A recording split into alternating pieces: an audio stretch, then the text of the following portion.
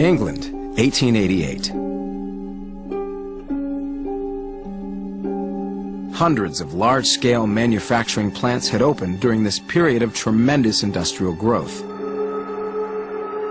And many women served as unskilled laborers, working in terrible conditions for very little money. The trade unions of the day weren't interested in the plight of these unskilled workers. Conditions at the Bryant and May match factory were particularly appalling, where women worked as many as 14 hours a day, suffering from exposure to toxic chemicals.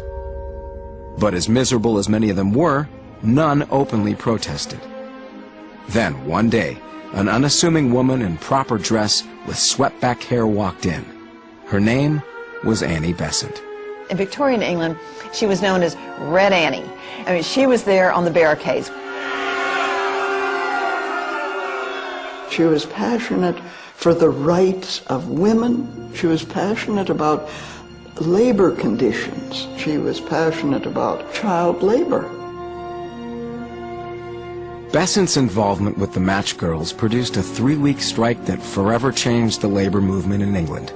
Never before had unskilled workers organized a strike against management. For many, this success would have marked a pinnacle of their career. For Annie Besant, it was just one step in a lifelong quest that took her from the factory floor to the temples of India and into the depths of religious mysticism. Her deepest convictions related to making a difference in the world. She felt that it was her highest calling to be of service to humanity. She always was someone who carved her own course and very much created her own destiny. Her sense of compassion was strong.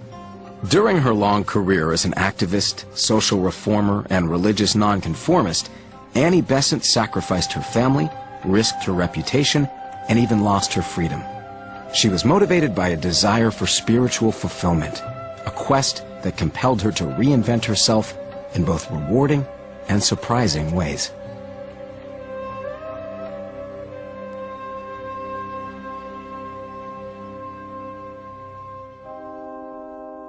Life for middle-class Victorian women in the late 1800s was bound by rigid formality and limited possibility. For the young Annie Wood, those constraints felt like a straitjacket. She'd had a hard time accepting the status quo, even as a girl, and Annie had grown into a self-reliant and independent young woman. In that age, girls were trained to be pleasing, learn to play the piano, but not too well, speak French, but not philosophically, do a little bit of painting, just so that they were pleasing to the men around them. They could enhance their homes with social graces. Well, Besant's education was not that at all.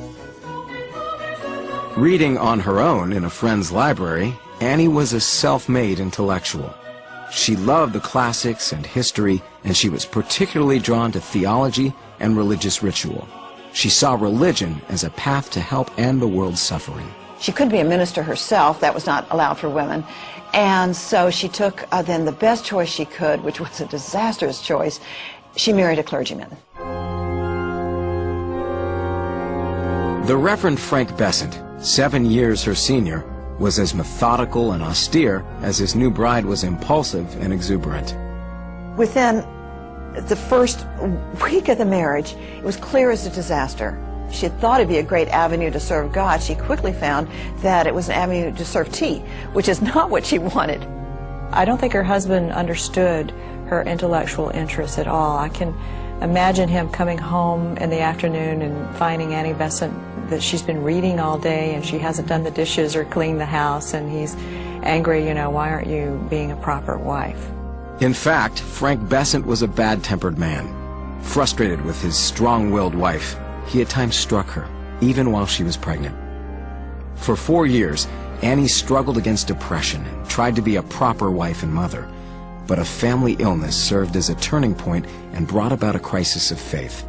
Her baby daughter Mabel came down with whooping cough, a deadly illness. And all she could do is hold the baby. She starts asking herself the question, well, why would a God, the Christian God, who is all-powerful, who is all-loving and all-good, why would a God like that let a little baby suffer like this? And fortunately, her daughter got well. but it really started her theological questioning. The more Besant examined church dogma, the greater her doubts became.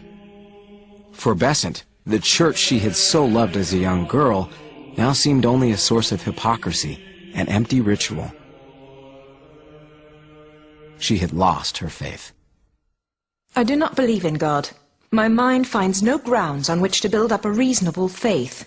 My conscience rebels against the injustice, the cruelty, the inequality which surround me on every side. She felt that she was no longer a Christian. She could not take communion. Now, of course, her husband was an Anglican priest. She's sitting there on the front row as a clergyman's wife.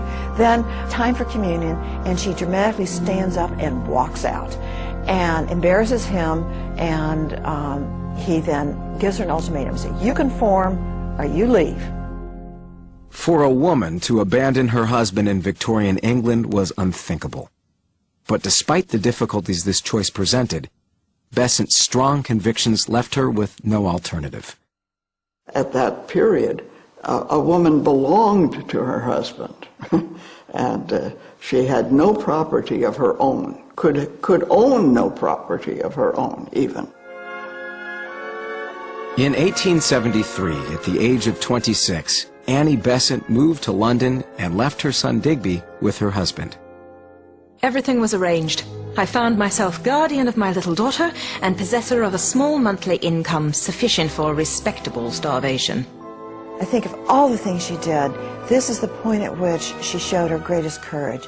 This is what now demarcates her from most Victorian women, some of whom were in unhappy marriages, who simply suffered and found other avenues or managed to cope. Besant was not one to cope, she was one to rebel. London in the late 19th century had become a mecca for those, like Annie Besant, who rejected the status quo. They condemned materialism, they opposed the expanding British colonial empire, and they supported women's rights. They were the radicals and intellectuals of their day, and it didn't take long for Besant to find her place among them. Educated and eloquent, Besant quickly became a popular lecturer and writer. Here you have a woman who, horror of horrors, is an atheist, but also speaking in public. People used to throw things at her in her lectures. Many women are driven into bitterness because their ambition is thwarted at every step. In their eager longing for a fuller life, they are forced back and crushed. She found herself intoxicated by the excitement of standing before a crowd. Everyone, even people who later couldn't stand her, always acknowledged that her oratory was quite extraordinary. She could weave a spell over an audience. And one could make a living at that in late Victorian England. Unlike many other reformers of the day, Besant did not curb her tactics to appeal to so-called decent society. Instead, she took a step in the opposite direction. She spoke out on the most taboo subject of all, birth control. In Victorian England in the 1870s, it was against the law to speak or publish anything related to birth control. It was considered obscene. Besant knew full well how inflammatory the subject was. She'd been warned that she was risking both arrest and the custody of her daughter Mabel. But she decided that drawing attention to this issue was worth the risk. In 1877, Besant and a colleague distributed a booklet promoting female contraception. In it, they argued that with more mouths to feed, the poor were less likely to improve their standard of living. We think it more moral to prevent conception of children than, after they are born, to murder them by want of food, air, and clothing. She avoided a prison sentence, but Besant's extremist colleagues felt that she had gone too far. This confirmed in the minds of many that Besant was someone you don't want to be associated with, that she is too radical, but also too immoral. Besant's estranged husband agreed. He used the pamphlet as evidence that Besant was an unfit mother who promoted what was termed indecent and obscene material. After a highly publicized custody hearing, the court ruled in her husband's favor. Besant now resigned herself to the loss of both of her young children. Ironically, in an attempt to aid poor families, she had lost her own.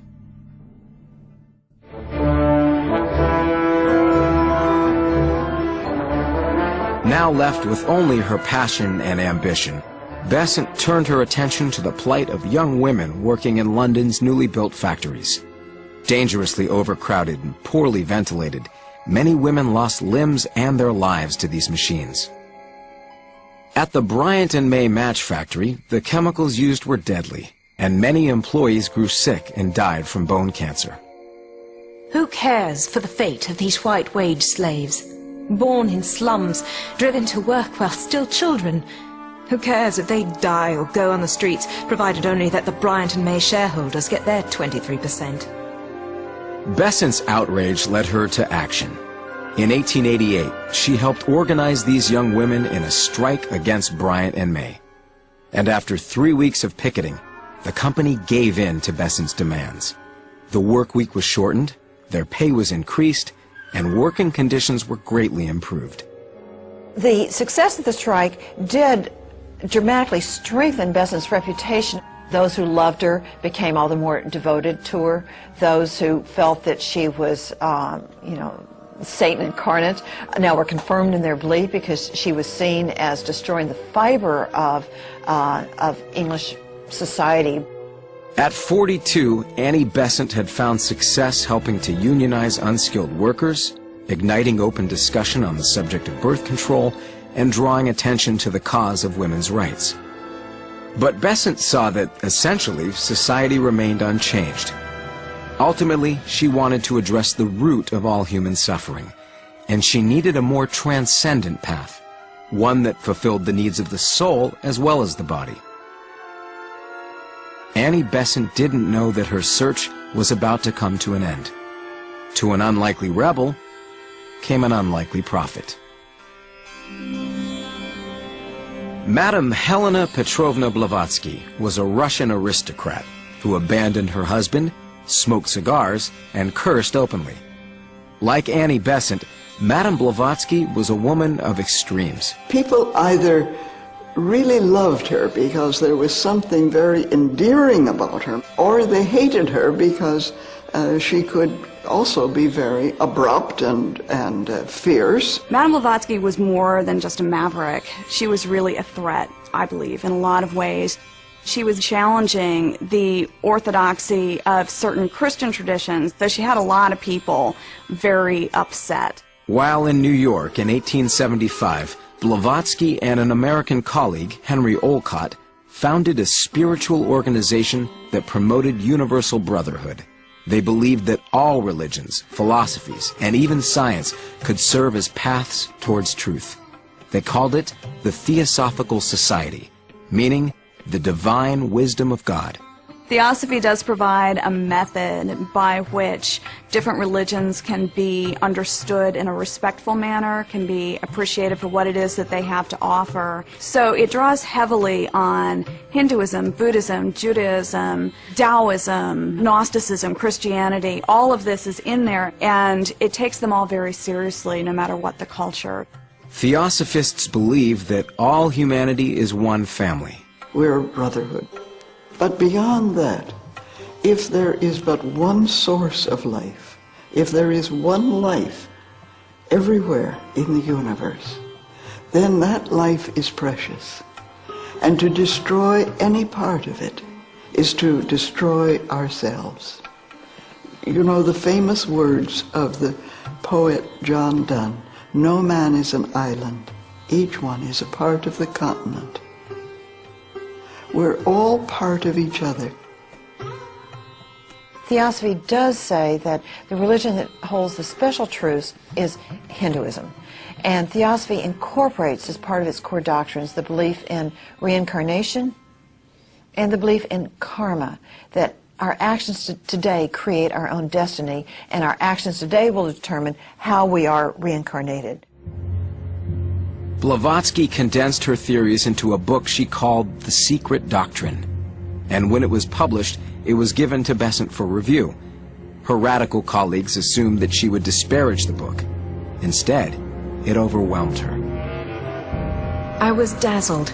blinded by the light in which disjointed facts were seen as parts of a mighty whole, and all my puzzles, riddles, problems seemed to disappear.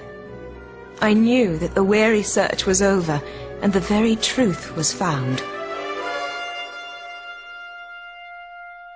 I think that she found those answers to the questions that she was asking about what really is the source of suffering and what really is the path out of suffering beyond just addressing the physical needs of people.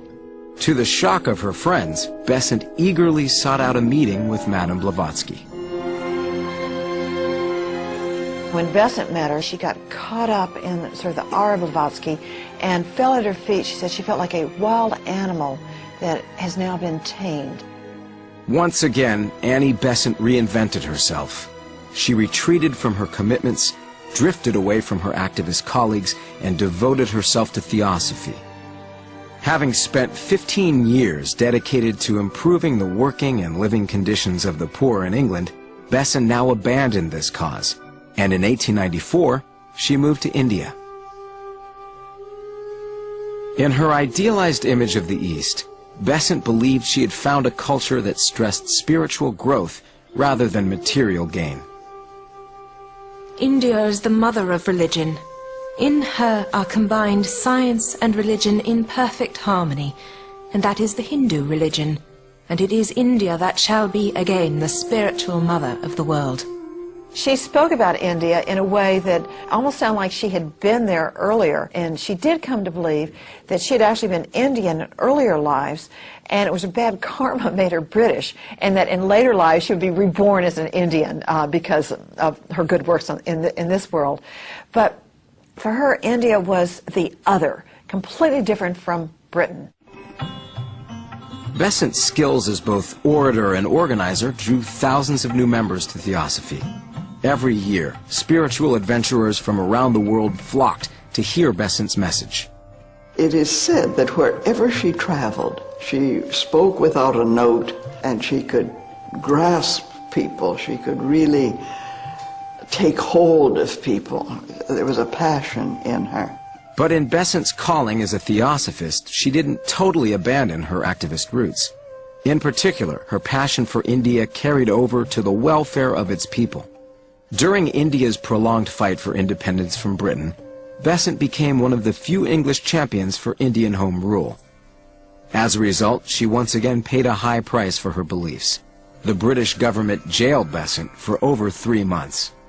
She was a woman who had to have a cause, I think, and that cause of Indian independence, she had a wonderful vision for it. I think she felt that India must reclaim its proper place in the whole family of nations. This made her extraordinarily popular with Indian nationalists. Here she was, a white British woman, but now she becomes Mother Besant and truly the representative of Indian nationalism.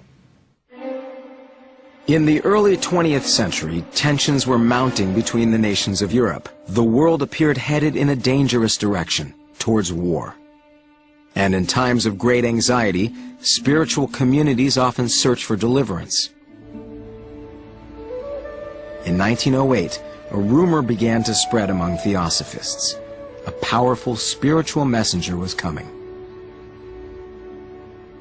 It had been foretold that there would be a new world teacher, a new Messiah, some person who would lead the world out of darkness. This was in the lineage and the tradition of the Christ, the Buddha, Krishna, Muhammad, great religious teachers who come at a time of darkness, who are able to help people through a deepened sense of what is important in life. One afternoon in 1909, on a beach near Madras, India, a colleague of Besant's, Charles Leadbeater, spotted a group of young boys. It was believed that Leadbeater was clairvoyant, that he was capable of reading a person's spiritual energy. And there was one boy who stood out from the rest. He saw in this young boy on the Bay of Bengal something that was very different from others. He saw a child with an aura that was very beautiful, and as he said later, had no hint of selfishness.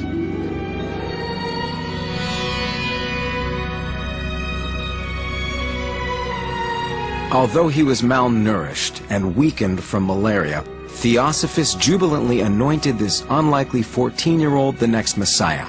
His name was Jiddu Krishnamurti.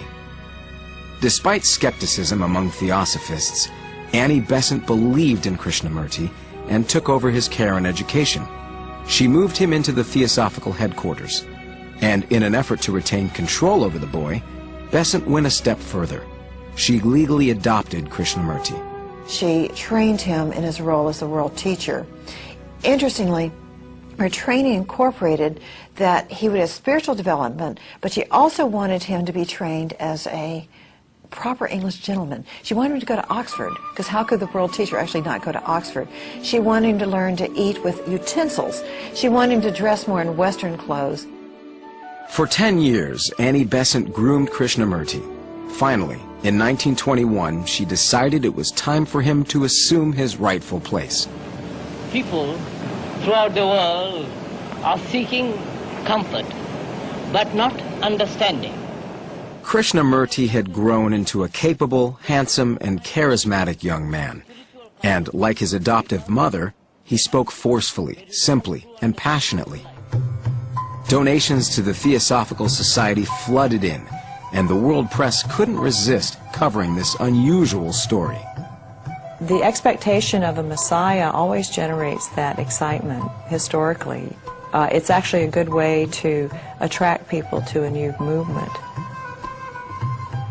I'm not purporting that Annie Besant did this as a PR thing. I don't mean to imply that at all.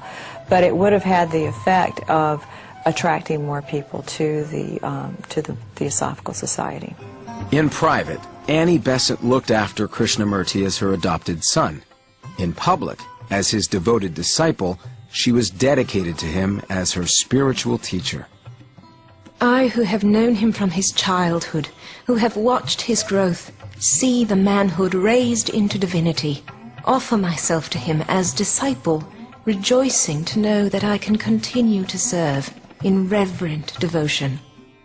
But as Krishnamurti matured, the bond between them was severely tested. He had grown uncomfortable with his role in the movement and felt he had become merely an icon placed on a pedestal. Just as Annie Besant had, as a young woman, rejected the role expected of her, Krishnamurti now rejected his. Organizations cannot make you free or develop the inner man. No man from outside can make you free. In 1929, to the surprise of everyone, Krishnamurti declared his intention to separate himself from Theosophy and go off on his own.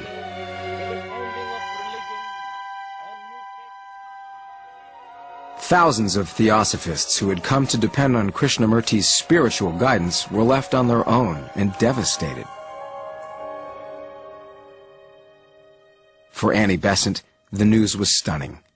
In private, she was shattered and confused. In public, Besant remained stoic and maintained her faith in Krishnamurti's divine wisdom. I'm told by someone who was present that her immediate reaction was, "But you're my teacher, I will follow you." And he said, "No, you must stay with the society. You're the president. You do not leave." Annie Besant listened, and she disagreed with him on a few points. But she also said that he now was her spiritual superior, and that when he was teaching something that she didn't understand, she would just sort of hold that and hope to grow into understanding at a later point. But she certainly considered him to be the world teacher for the rest of her life until her death. Journeying from vicar's wife to spiritual leader, Annie Besant lived courageously and passionately. She brought attention to the working conditions of the poor, and she spoke out on such radical issues as birth control, Indian nationalism, and the brotherhood of man. The common thread was her compulsion to end the world's suffering and to seek spiritual enlightenment. She actually wanted to change the world. I mean, she wanted to change society. She looked around and saw that a lot of people suffered. There's a lot of injustice. The powerful dominate the weak, and she wanted to alleviate that suffering. Besant's greatest strength was her absolute courage. She was ready to defy authority and take the consequences, but she had the courage of her convictions. In 1933, at the age of 85, Annie Besant died at the Theosophical headquarters in India. She asked that her grave be marked with the epitaph, "She tried to follow the truth." I would say to those of you who are young today, look forward to a future full of nobler tasks that you may do, that we have left undone. Never forget that life can only be nobly inspired and rightly lived if you take it bravely and gallantly as a splendid adventure.